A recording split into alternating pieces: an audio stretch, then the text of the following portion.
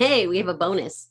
Thought we were only going to talk about four areas that we were managing our ADHD. Well, in passing, as I was ending the time management section, I mentioned about managing your energy. And this is a huge area of my work. I think it's so incredibly important that I just have to share it with you. So lucky you, you get a bonus. Kind of like Oprah Winfrey, you get a car and you get a car. Today you get a bonus. So here it is. Time management issues. We've talked about controlling brain, controlling how you feel about yourself, controlling the stuff in your space, and controlling your time. And they're all wrapped up in this idea of energy.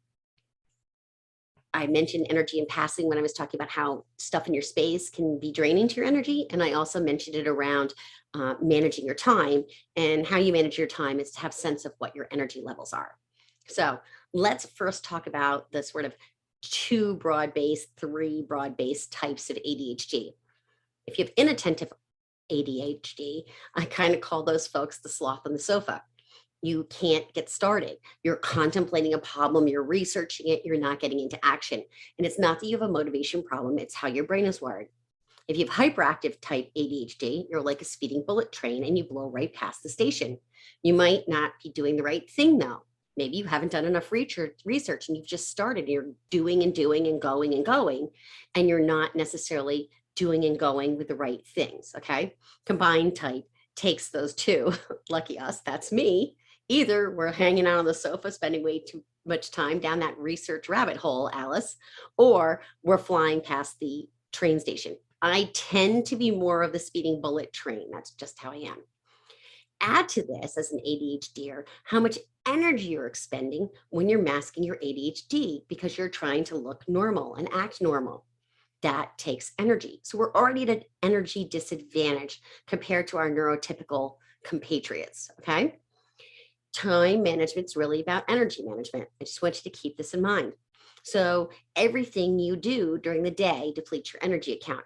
I would contend that some things actually increase our energy account. Obviously, sleeping increases our energy account, or resting. I find a great benefit in my energy levels by exercising. It's not that I'm not tired after, it's just that I'm much more super focused and zoned in on doing the right thing. So exercise is a great tool for me. Here are some things that can deplete your energy account. Sugar. Sad, but true.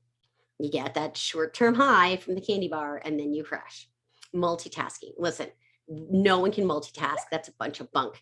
What happens is you take your attention and you move it back and forth between two different things over and over again. You're not truly multitasking. That takes energy. Visual clutter, that stuff that I told you about that's draining around your house. And last but not least, a long to-do list. And I want to tell a quick client story here, because she was determined to do crazy amounts of things in any given day on her to-do list. And I had said to her, focus on 3 things today. And she said, oh, I want to do 5 things. I mean, everybody wants to do more than the average bear, right? So I said, okay, we're going to figure out 5 things in your schedule today. So she started to go through her schedule and all the various meetings and things she had going on.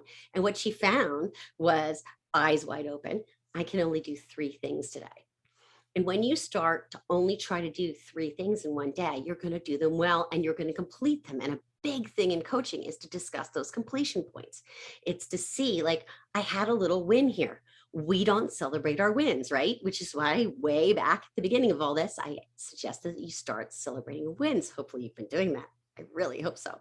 So now today's tiny shift is to just know what's your peak energy time of the day. You may need to time track, you may need to just have a sense, or you may already know. For me, I am an early morning person. I am very focused first thing in the morning. Anything that's difficult work, I want to get done first thing in the morning. As the day goes by, I get less and less energy and I get more and more tired, which is why I tend to walk around 4 o'clock in the afternoon. It creates this nice transition. I'm not going to do transition because it would be yet another bonus video, but just short version. It creates a nice transition for me, and ADHDers struggle with transition. So my walk lets me know my work day has ended and my personal time with my family is beginning. That might be cooking in dinner with the family, that might be watching a movie, whatever it is, but it gives that really nice transition point.